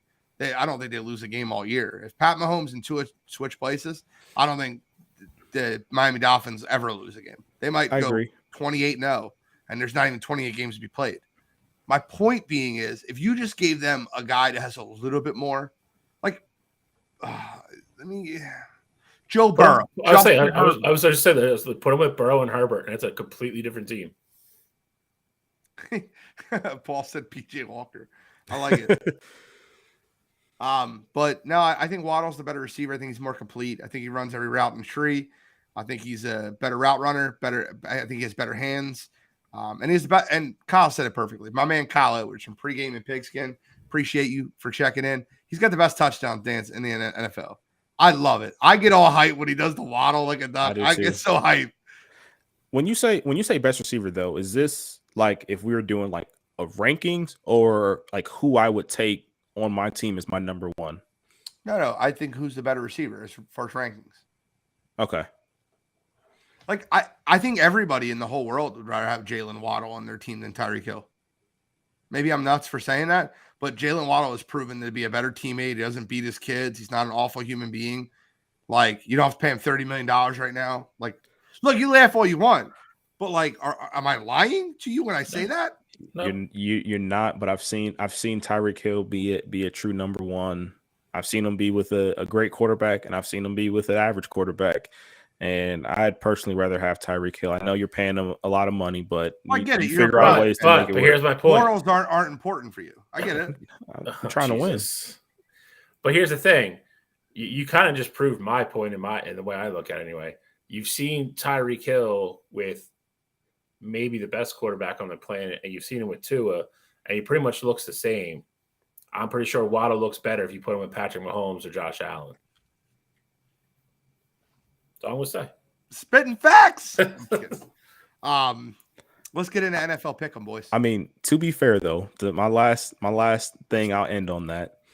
He's already got Deshaun Watson. He's going to try to get Tyreek Hill to Cleveland now too. You saw Tyreek Hill be a first team, all pro caliber receiver with the Chiefs. Now you're seeing that with the Dolphins. It doesn't get much higher than that. So it's not like he has a step to make. Jalen Waddle hasn't gotten there yet. So of course there's room for improvement. Broke the rookie receptions record. He did, but has he been a first team all pro receiver? I understand the potential's all there. I get that. I'm just saying I've seen Tyreek Hill be quite literally the top of the top. Both of them right now are listed in the top 5 in the NFL, which is incredible. Absolutely. All right, well, let's move on to NFL Pick'em. I get to pick the order. So, Cottrell, you want to send me first? I'm gonna send you first. Bill, okay. You want to be the sandwich, and I'll go last. I like the meat. I like it. Bill's one-liners the last 3 weeks have been on point. Bro, he's got them all, bro. It is 3 weeks in a row. All right, so first game of the week. I like Minnesota minus 3.5 at Washington. I know they're traveling. I know they're going on the road. I don't really care too much. And I know Washington just pulled out a squeaker last week, emotional win, whatever. I like Minnesota to win this game. I think they're a better football team, and I don't think 3.5 is. I know they're on the road, but I don't think 3.5 is enough. I think they win that game at least by a touchdown. Second game, I got the Chargers minus 3 at Atlanta. Again, I think this is just a situation where I think the Chargers are a better football team than what Atlanta is. I think they win the game by more than 3 points. I know Keenan Allen and Mike Williams have had their injuries, and they're on the injury report. I still like that Chargers team more than I like Atlanta. And then the last game, I got the Seahawks +2 at Arizona. The new Call of Duty came out last weekend, and Kyler Murray is the quarterback of the Arizona Cardinals. And I'm sure he's going to be getting his hours in. He's trying to get his guns prestiged and get to level 50 and drop nukes on people. and Geno Smith's going to be at home studying film and finding ways to beat the Arizona Cardinals. I think the Cardinals, they lose that game at home, and we're looking at Kyler, and we're going to be talking about this hypothetical record that he has when Call of Duty is either dropped or has double XP, and we're going to be thinking, hey, maybe this has some credence, but I like the Seahawks to go in and win. Those are my 3 this week. So one thing you left out in the Minnesota versus Washington game, that's the Kirk Cousins revenge game. It's the first time he's been back to Washington since he's been in Minnesota. I like that. You like that? I like that. It's a great clip, though. So I'm going to start off with Minnesota minus 3.5 at Washington. I like it for all the same reasons Cottrell does. I think the new toy TJ scores a touchdown in that game. I think Jefferson has a huge game as well. I don't think Minnesota's defense is locked down by any means. I think Heineke will put a couple points on the board. Terry McLaurin's been playing his ass off the last couple of weeks. I just don't think it's enough. I think Minnesota's I literally see it exactly like Cottrell does. I think Minnesota probably wins by 6 or 7 points. I think they cover. Second game, team we just talked about a bunch. Miami minus 5 at Chicago. Bradley Chubb will be there and playing.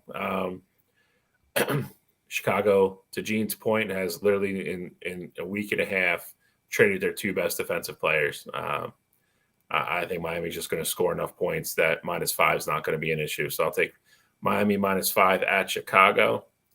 My last one here, I'm going to go out. I don't want to say on a limb, but I'm just going to go on a hunch. I have Jacksonville plus 1.5 at home versus Vegas.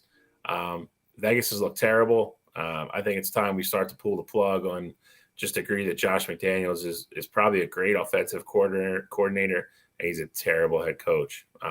There's too much talent on that team for that team to have the record that they do. Jacksonville keeps finding a way every week to shoot themselves in the foot, but they've been in a couple games where they should have won. So I think they're at home. I think they're playing a little bit better. I will take Jacksonville plus 1.5. Joseph Jeffers, I got one for you. Miles Sanders, 60-plus yards rushing. Jalen Hurts, 40-plus yards rushing. Devontae Smith, 60-plus yards receiving. Devontae Smith, anytime touchdown. That would be my same game parlay for tomorrow night's game versus the Houston Texans. I think that you're going to get a lot of A.J. Brown lined up against what Derek Stingley, what most people think is the number 1 corner out of this draft. Him, Sauce, and they've been going back and forth this year, but I think Devontae Smith eats, and I think that Texans rush defense can't stop anybody, as noted. So that would be my same game parlay for tomorrow. But here's my picks. By the way, that's going to hit. That's going to hit, just like let you guys know. I'll start off with this one. Monday night, I told Cottrell I was on the Browns plus 3.5. I said, the Browns are going to win this football game. I'm on the Browns. The Browns dominated Cincinnati. Well, Cincinnati gets to come back home and play a team that doesn't like to win football games. They're going to play P.J. Walker and the Carolina Panthers. They're minus 8.5. I think they win the game by 21. I think Joe Burrow goes nuts. I'd like the Bengals minus 8.5. Second game on the docket, give me the Colts plus 5.5 over New England. I don't think New England's offense should be favored by 5.5 over anybody. Last time they were favored by over 5.5 at home, they played the Chicago Bears, and Chicago beat the crap out of them. If it wasn't for Zach Wilson seeing ghosts and throwing the ball to New England the entire game last week, that there's no way that offense would have put up 22 points. I think the Colts keep it simple, KISS, keep it simple, stupid, and they keep it close. And plus 5.5, I'll take them over the Patriots. And then for my last game, I go directly against Cottrell. Call of Duty was released, but Warzone was not. Warzone's released in the middle of the month. I'll take Kyler Murray, Cliff Kingsbury, and Nuke Hopkins. I'll take the Cardinals minus 2 over Seattle. I think Paul said it perfectly. Cardinals lose this game, their season's over.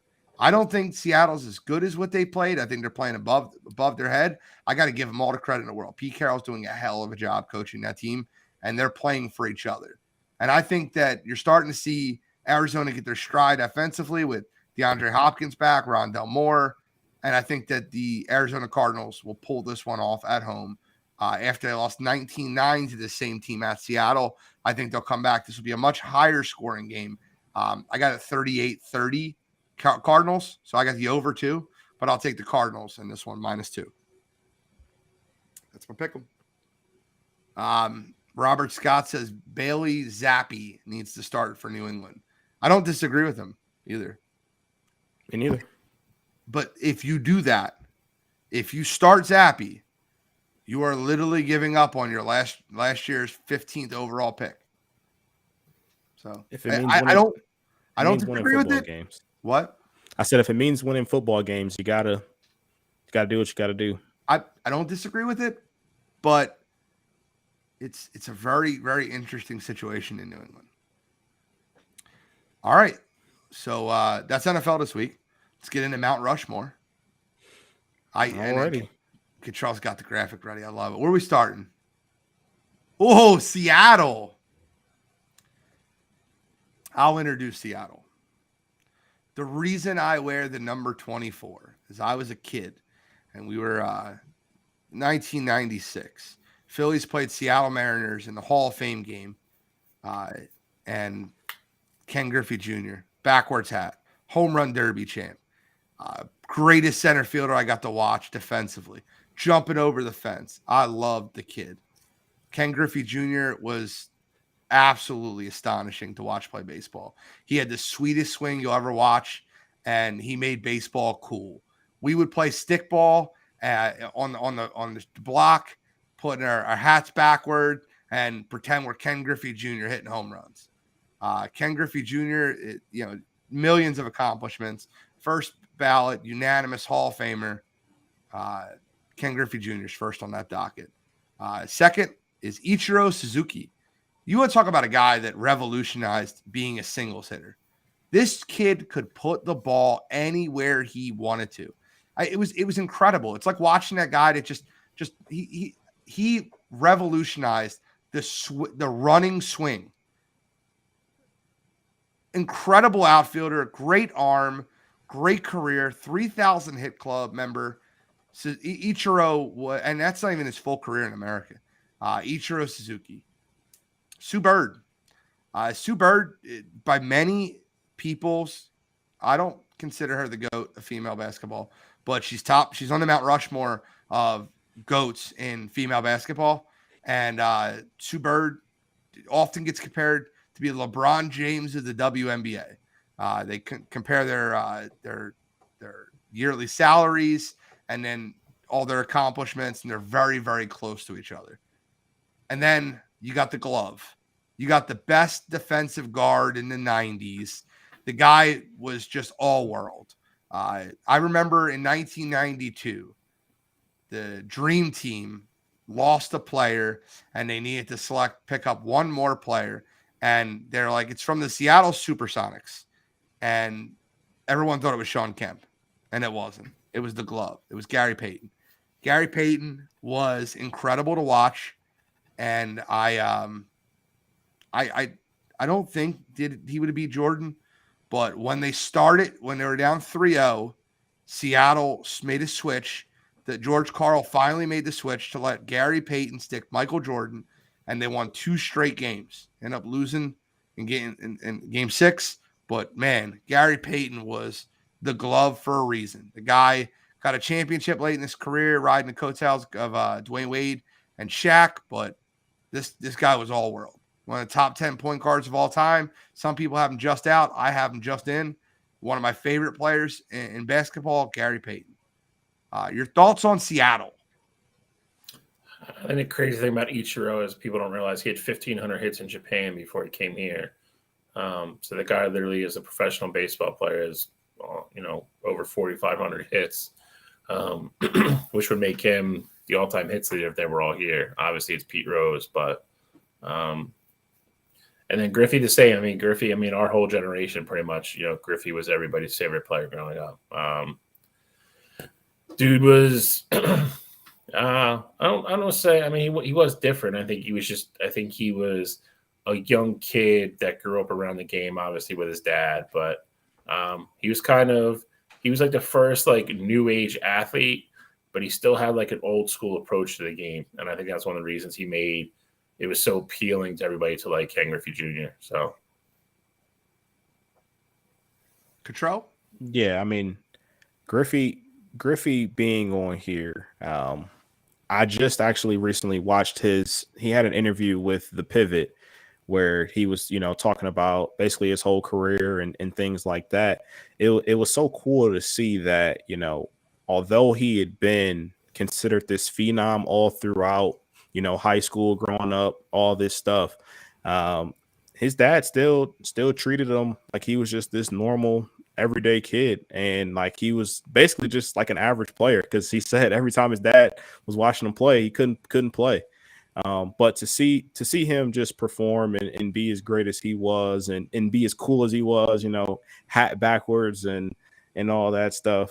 Ken Griffey, legendary. And it's crazy to think that had injuries not taken him out when they did, what his numbers would be. I mean, he played his contract out, played a long time. But I think his numbers could have been even crazier. You talk about Ichiro coming in from Japan, how crazy his numbers could have been had his whole career been here. But regardless, special. Gene, you talk about him revolutionizing the run and hit. I used to think it was fun seeing those guys get infield singles just because of how fast he was. Ichiro getting 200 plus hits a year is just insane.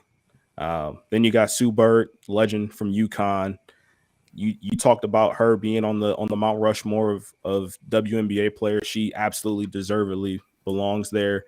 One of the best guards in WNBA history, if not considered the best. It's her, Maya Moore, and that's really the top of your list right there.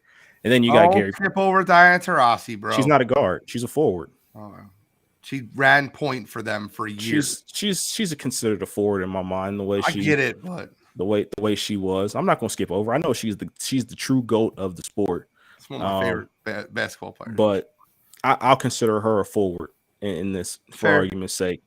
And then you got the glove. You talk about him. It's unfortunate that he didn't win a championship while he was with Seattle, but weighted defensively. There's a reason why he was the last, outside of Marcus Smart, the last guard to win defensive player of the year. What he did on that end of the floor was that special. He could change games not only on the defensive end, but he'd also give you 25 and 10 on the other side. So correct. Special player that you have in Gary Payton as well. Let's move on. Oh, Denver. You got John Elway. Go ahead, Shally. I know you want to talk about John Elway. It's your boy. You've loved him for years. Go ahead. No, I still do. I mean, he's my guy. I mean, he's by far my favorite non-Eagle player. He's a top 5 quarterback of all time for me. Went to 5 Super Bowls. Like just head and shoulders the most popular athlete ever in the history of Denver. But he was good, man. I mean, if you watch late 80s football, had a cannon. Cottrell knows all too well how good he is late in the game. Literally has like the drive, it's named after him. Got the ball to 4, went down and scored. Cleveland just found interesting ways to give away playoff games to John Elway all the time. It was great. But I mean, again, dude's a Hall of Famer. Still works for the Broncos. I mean, you think Denver Broncos, you think John Elway. Next, you got Denver sports. You think John Elway? Yeah, I mean, got to be the leader of this list. He is. He absolutely is. Next, you got Joker, who's still going. So I mean, let me get my John Elway thing real quick. You know how good of an athlete John Elway was? I do. He could have played center field for the New York Yankees. Yep. Dual sport player. John Elway was incredible to watch. A shitty human being, but incredible to watch. So John Elway is absolute stud. I have him just outside my top 5 quarterbacks of all time. I have him 6th, but he's still right there. Yeah, you can go with Joker with his back-to-back fraudulent MVPs. No, I mean we talk about arm strength and with Mahomes and Josh Allen. I mean, him and Marino were kind of the guys that really were the first guys that had cannons as quarterbacks. There's this video, if you can find it, it's on YouTube. I've seen it before though. But he literally stands at home plate and doesn't take a running start or a crow hop or anything. Pretty much takes just like 2 little steps and throws the ball from home plate over the left field fence at Stanford. There's all the stories of how he used to break guys' fingers in practice all the time, like just nutty stuff. Next we go Joker.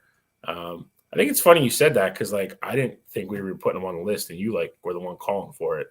I think it's a no-brainer in Denver sports. How many does any of these other guys have back-to-back MVPs? No, I mean, listen, he's got back-to-back MVPs. He's tough to judge. I mean, he hasn't won a finals yet, but I mean, he's a great player. I mean, you can't take that away from him. And he's won back-to-back, and he's still going. He's young. So I mean, he's more of a, for lack of a better term, he's more of a projection guy. If he wins a title or a title or two, and maybe wins another MVP, I mean, you're talking about a top, you're talking very high on the all-time NBA list for Joker. I know you're not the biggest fan of him because he stole one from JoJo, but regardless of all that, he's if he's not the best center, he's 1A. I mean, I think I get it, and that's why he deserves to be on the list. I'm not hating on him being on the list. Next up, we got Joey Sakic. So, if you're not a hardcore NHL fan, before they were in Colorado was an expansion team, obviously, but they pretty much took the franchise that was in Quebec, the Quebec Nordiques, and took them to Colorado and became the Avalanche. Joe Sakic was on both of those teams. He was originally drafted by Quebec, became Colorado's captain. He was captain for like 18 years or something like that. Won 2 cups. I believe he's in the Hall of Fame. Heart and soul of Colorado through all those bad blood series with Detroit and those infamous playoff series. He was the guy, played on the teams of Patrick Waugh and Peter Forsberg, Adam Foote, all those guys you remember from the 90s. He was the leader of that team, all-star a whole bunch of times. The crazy thing is he's still the kind of like Elway, which is nuts too. Elway's the vice president of Denver. Joe Sakic's still the GM of the Avalanche. He's never left. So he's just like Elway. He's Colorado through and through. He's been there forever. Very good player. Really good captain. Really good teammate, locker room leader type guy. Probably a better passer than he was scorer, but he played both ends of the rink as well. He was a two-way center. He was nominated for the Selke a bunch of times. Just really, really good hockey player. And then last we got Todd Helton. Gene don't know this. Todd Helton, he was one of those Chipper Jones types guy. I swear to God, every time he played them, he hit a home run or he would come up when the game was on the line. He hit a double off the wall. Dude, just a pure hitter. Left-handed, really sweet swing. Started as an outfielder, ended up as a first baseman towards the end of his career. He's another guy, lifer, played his entire career with Colorado Rockies. Really good, just quiet type guy. But again, I mean, you mentioned Colorado Rockies. He's probably, if he's not the first, he's the second one out of your mouth, second name out of your mouth. So he's on the Hall of Fame ballot now. I think he eventually gets in. He didn't get in his first 2 years, but he's one of those guys that continues to gain more support year after year. So next couple of years, he's going to get in. So he's going to be another Hall of Famer to add to this list. Let's vote. This to me is easy, man. Easy for me too. It's easy. I'm going Seattle. I'm going Seattle by a lot. I think you have a WNBA GOAT. You have one of the greatest baseball players ever to play the game. Listen, I get it. Todd Helton, Gary Payton, you're splitting hairs there on who's greater for each other's sport. But I got Seattle in this one, man. I got Seattle and a little bit of a landslide. I really believe that. I do as well, Gene. Everything you said. I think if you match them up, player for player, I think Seattle's better across the board. And I think what makes it even easier for me is that one side has 4 Hall of Famers and the other side has 3. And I think the best player of the 8 is on Seattle's side. So I'm rolling with Seattle in this one as well. I'm going to agree. I think it's Seattle. I don't think it's a landslide. I think it's close. But I mean, I would vote for Seattle as well. I think Griffey and Elway, you're kind of washing there. Ichiro is probably, Ichiro is probably better than Sakic. Joker is tough because we just don't know. I mean, that's where that whole conversation gets interesting with him being so young still. But I'll go with Seattle. Okay, Seattle with the win. Let's move to You Gotta Be Kidding Me, gentlemen. It's been a fun show, man. I'm gonna say something real quick. I really enjoy this camaraderie that we've built between Cottrell, myself, Bill, and I want to thank Cottrell for putting in a ton of work to get the graphics set up with the restream and be able to have the Mount Rushmores ready. I appreciate everything you do. I appreciate you guys hopping on each week. It's fun to talk sports with y'all, and thank you so much for this. Let's get into You Gotta Be Kidding Me. Cottrell, I'm sure you have a good one. I do. Not necessarily somebody doing something bad, but I'm not a big NASCAR guy. So for me, you can't use this. This one's easy. This is amazing. Ross Chastain needed some points to qualify. Bill, this is where my casualism is showing. He needed points to qualify for the Chase series, right? So the way the NASCAR runs their playoffs is they do it in 3 race increments. They go from 16 down to the final 4. So last week was the last cutoff race. The championship week is actually this week. So there's only 4 guys that are eligible to win the championship this week.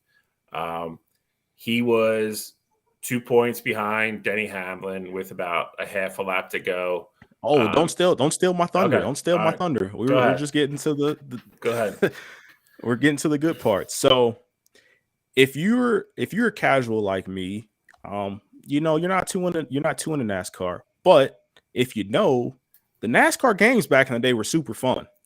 And you could ride the wall and it'd propel you super far and it'd propel you super fast. And that's what Ross Chastain tried to do. And he succeeded this past weekend. So now he rolled the wall basically the entire lap. And that is now the fastest time in the 75 years at this track. He went from 10th place to 5th place and he submitted his spot. And the video is wild in itself. But hearing the people hate on the NASCAR side is even more funny to me because they're like, safety, all this, all that. That was the coolest thing I've ever seen. And I'm not a NASCAR guy. Let the guys have fun. He qualified. It worked. Until it doesn't work, let it happen. So Ross Chastain, come on, you got to be kidding me, but in a good way this week. Come on, you got to be kidding me. That's a good one. To your point, I mean, that's a lot of people don't pay attention to NASCAR at all. Like, I get it. It's not your thing. If you didn't live under a rock, you watched any sports show at all on Monday, you saw the clip of this race. It was good for NASCAR. It really was. But it's crazy. So he's eligible to win this week at Phoenix. So, and like you said, he now owns the lap record at Martinsville Speedway, which is one of the most prestigious tracks they race at. So, whole thing was crazy. Obviously I watch it more than you guys do, but I listen to all the. I watched the one clip that had everybody's like in-car radios like clipped together, like the guys that he passed when he was doing it, and like even his own radio. And he pretty much went down the backstretch, and they were like, you got to go, like you got to pass 3 guys. And he, for lack of better terms, he just said screw it. And if you watch his in-car camera, it's nuts, man. Like he's literally just driving down like the backstretch, and then like he's supposed to turn, and he's just like, whoa, like it's so funny. I'm glad you picked that though. I'm going to go a little bit more serious on mine. It's probably not a surprise if you know who I like for college football. I'm going to go with Michigan State this week. Lack of a better term, got their butts kicked on Saturday. Decided to start a brawl in the tunnel at Michigan Stadium. I think it's a little different when after the game, if you're frustrated, you want to push or you want to talk shit and do stuff like that. That's all good and well. When you start jumping guys from the other team and swinging your helmet around, Myles Garrett style, that can't go on. Rightfully so. They now have 8 guys suspended, and apparently the way it looks now, there's going to be some criminal charges filed. I mean, I've said it before on the show. I think we lose sight sometimes when we come down, and criticize, college athletes, and I'm as guilty of it as anybody. But we have to remember that, like, they're kids. Like there's kids fighting in a tunnel of a football stadium. Some of these kids are 18, 19 years old. Bad luck for Michigan State. Not the best reputation in the world as it is already. Mel Tucker, I don't think really handled it great from the get-go. He suspended the first 4. The second 4 had 3 starters in it, which was kind of clear they were involved, and he didn't suspend them until the second camera angle came out. Now they're suspended as well. It's going to be a mess. It's a black eye for Michigan State. They really can't afford it with the last couple of years they've had with doctors and trainers and, everything else. So this week for me, it's Michigan State football program. Come on. You got to be kidding me. All right. So this kind of hits a little home. I'm not a fan of this human being at all. And he just does things over and over again to make me hate him even more. If you haven't heard, Kyrie Irving tweeted a link to a film called Hebrews to Negroes, Wake Up Black America, which contains racially charged messaging and anti-Semitism. And then when given the opportunity to kind of back down on it, he said, I'm going to stand on what I believe in, and I'm only going to get louder, and I'm only going to get stronger, with everything that he said. Then today, donated $500,000 to anti-Semitism. So didn't really kind of back down from it already. Kyrie Irving is hurtful. He does things that are hurtful. Fans of the new Brooklyn Nets got front row seats wearing T-shirts, fight anti-Semitism. I just don't know when the guy and listen, I'm all for using your voice in a positive way, but there's certain guys that you just want to see play the game of basketball and keep their opinions to themselves and keep comments that are ignorant and racially motivated to themselves. Kyrie Irving is been an issue in the NBA for a while.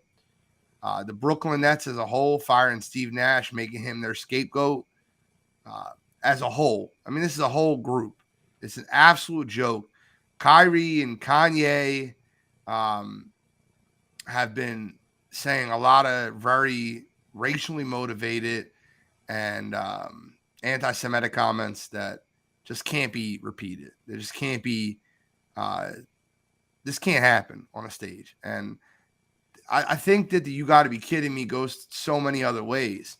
Goes to like players that just condone this behavior, that aren't speaking out against it. You constantly see things that are spoken out against in every level. If you say a comment that's hurtful to any race, religion, creed, lifestyle choice, is spoken up against. But it seems like when anti-Semitic comments get said, they get swept under the rug. And thank you to Charles Barkley, to Reggie Miller for putting it out there. I wish that Adam Silver, who is Jewish, would have suspended him. But, it's just another example of Kyrie Irving not being a great human being. That team, Steve Nash got called into the office, general manager Sean Marks, and it was asked about the team, and he said, they don't listen to me. They're just not listening to me. And he got fired. It's not a Steve Nash problem, although I felt like Steve Nash was underqualified to begin with. It's a Brooklyn Nets problem. It's a Kyrie Irving problem. It's a Ben Simmons problem. It's an organization it's Kevin Durant problem. Listen, at the end of the day, Kevin Durant's averaging 32.5 a game, and they're still 1-5. It's a joke what goes on in Brooklyn. And for this week, I'll get a little serious. Kyrie Irving, the Brooklyn Nets, the NBA for not suspending him. Come on, you got to be kidding me. Great show tonight, boys. Game starts in 7 minutes. What? I said agreed. We had a long list of topics, and we still managed to get the show done in under 2 hours. I'm proud. Listen, I love talking sports with y'all. This is only going to get bigger. It's only going to get better. I apologize to anybody waiting for the podcasted version. It might take a day or two because we're worried about like recording and getting that information out there. But the support, we added, 10 subscribers today on YouTube. A couple comments coming through, but added 10 subscribers today on YouTube. Added 140 downloads this past week on Libsyn. We're growing, and we're going to grow, and with Sports Empire Network and the group that we have here, I can't Total TV. We'll be on TV next week. Watch us on TV. Wire to Wire continues to grow with the help of Cottrell, Bill, myself, and Sports Empire Network. That's what I got for tonight. Any final comments, gentlemen? None for me. I got two quick ones. It's brought up in the comments already, but I'm going to start with the other one since we were just talking about NASCAR. A couple people asked me who I'm picking this week for the championship. If I had to bet, I'm going to go with Chase Elliott. So if you want to put money down or something small on that, if I pick, that's who I'm going with. And last but not least, I don't want to leave these guys out because they've had a hell of a season. And this is kind of, goes on to this ultimate Philly sports week we've had. The Philadelphia Union play for the MLS Cup on Saturday for the first time. Playing LAFC, going out to Los Angeles. I'm hoping they get it done. I think they can. I think they're good enough. So going to back my man Andre Blake in goal, and I hope they get it done. It'd be cool to have another team to celebrate next week winning the championship. So I hope we get it done.